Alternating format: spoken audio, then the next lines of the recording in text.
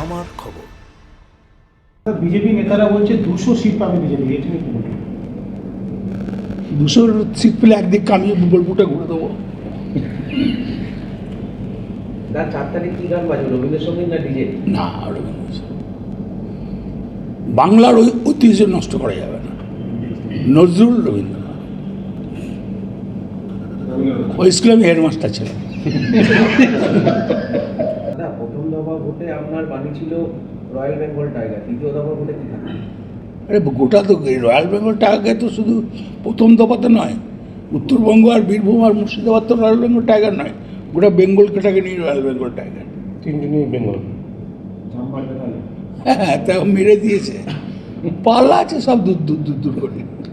152টার উপরে ভোট হয়েছে, তাই আমি বলেছি যে আমরা 130টা পাবো, আর বিজেপি পাবে 15 থেকে 20টা। সেটা ওরা বলছে নাকি তৃণমূল পাবে, তা আমি অন্য অন্য জায়গায় আপনার ভয়েসটাকে এডিট করে এরকম এটা করা হয়েছে, তাই ওটা পাগল ছাগল বলে যা হয় আর কি।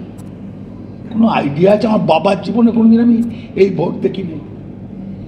95, 97, 98% ভোট আমি জীবনে দেখিনি।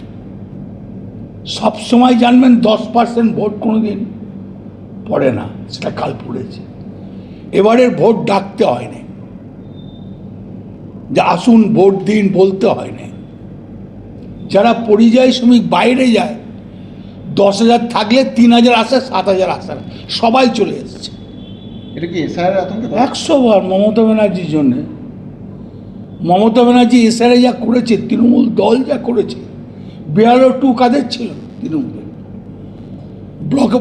ব্লকে নিয়ে গেছে, বয়স্ক লোকরা কারা নিয়ে গেছে? তৃণমূল নিয়ে গেছে। সুপ্রিম কোর্ট কে গেছিল? অভিষেক আর দিদি গেছিল। 240টা সিট পাবো। আজকে আবার বলছি, কেন বিজেপিকে বারবার আসতে হচ্ছে? আমি বোধহয় বীরভূমের সব থেকে হায়েস্ট ভোট জিতব নলাটি। এই যে বারবার কেন্দ্রের বিভিন্ন প্রধানমন্ত্রী থেকে স্বরাষ্ট্রমন্ত্রী সকলেই আসছে, দেখুন, সে আসতেই পারে, তাদের দল আছে, তারা আসতে। কিন্তু পশ্চিমবাংলার জন্য কি করেছে? পশ্চিমবাংলার জন্য যা করেছে মমতা ব্যানার্জি করেছে। সাধারণ মানুষ, আচ্ছা খেটে খাওয়া মানুষের জন্য কে চিন্তা ভাবনা করে? সেটা মমতা ব্যানার্জি করেছে। লক্ষ্মীর ভাণ্ডার মমতা ব্যানার্জি করেছে। বেকার ছেলে মেয়েদের জন্য মমতা ব্যানার্জি করেছে। অভিষেক যে কথাগুলো বলছে, একটা তো ভুল বলছে না, ঠিক কথা বলছে। দুটো ডাইস করে দেখ না। আমরা কি করেছি 11 সাল থেকে আজ পর্যন্ত, ওরা 14 সাল থেকে কি করেছে দেখা। দাদা ওরা যেটা বিজেপি যেটা দাবি করছে, আপনারা দাবি করছেন যে বেশি ভোট পড়েছে, মানুষ হয়রানি হয়েছে, সেই ভোট তৃণমূলকে পড়বে। বিজেপি বলছে যে এই ভোট বিজেপিতে পড়বে, এটা কখনো? আচ্ছা, একটা কথা বলি তোমাকে, তোমার জানা নাই বোধ হয়, কেন আমি ভোট করে আসছি গাইবাছড়ির আমল থেকে, 77 সাল থেকে। ভোটের একটা অঙ্ক বোঝা যায়। এবারের মানুষের, আচ্ছা স্কুল বাগান বলে একটা পাড়া আছে আমাদের, জানেন তো? আর মিশন কম্পাউন্ড বলে একটা পাড়া আছে। তো স্কুল বাগানে 68-70 বেশি কোনদিন পোল হয় না, এবারে হয়েছে 92%। ওখানকার ভদ্রলোকরা বেরোয় না, বাইরে যারা চাকরি করে তারা আসে না। এবারে কানে এলো, বিজেপিকে ভোট দেওয়ার জন্য এলো। এসআরে যেন নামটা থাকে, আর এসআরে হাইরেন্টারও বুঝেছে কি কষ্ট পেতে হয়েছে। আর এসআরে পাশে গেছিল মমতা ব্যানার্জি, অভিষেক ব্যানার্জি আর তৃণমূল দল। এসআইআর করে বিজেপির কি কাল হলো? একেবারে খাল কেটে কুমির আনা হলো। এসআইআরটা তাহলে এত বিপুল পরিমাণ এই যে ভাই, আমি আজকে বলে রাখলাম, আগে বলছিলাম যে 230 থেকে 235। অভিষেক কিন্তু একবার বলেছে 250 বলেছে, সেটাও হতে পারে।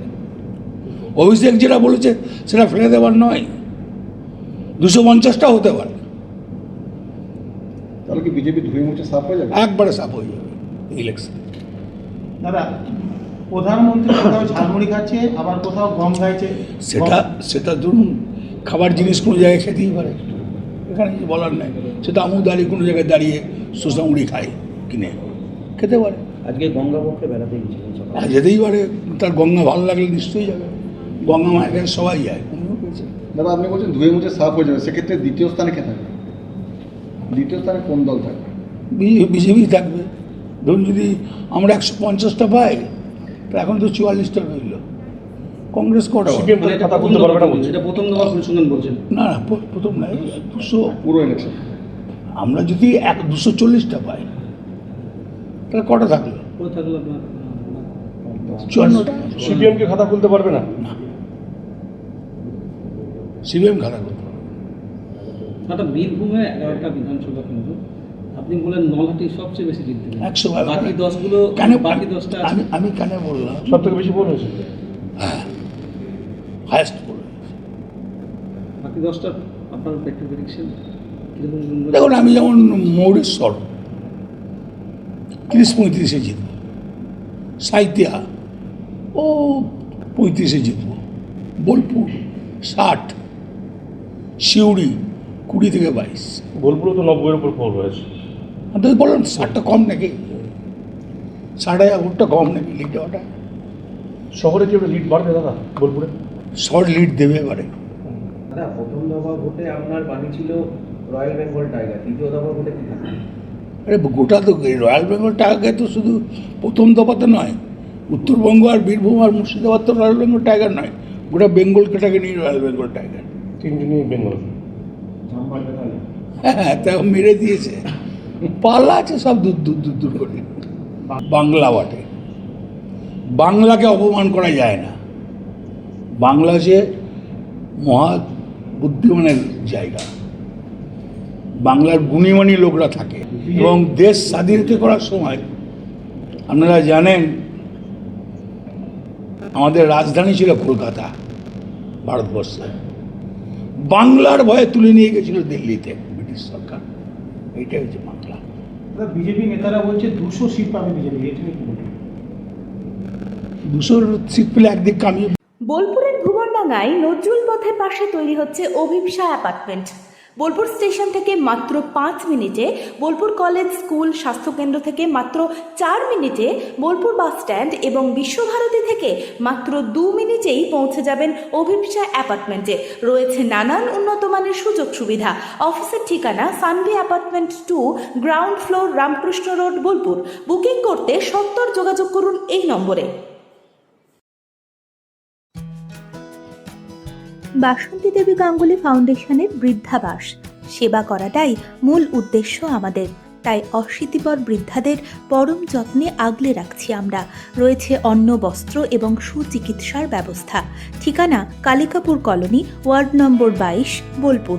সাক্ষাৎ ও পরিদর্শনের সময় সকাল 10টা থেকে দুপুর 1টা পর্যন্ত। বিস্তারিত জানতে 7064728820 এই নম্বরে যোগাযোগ করুন।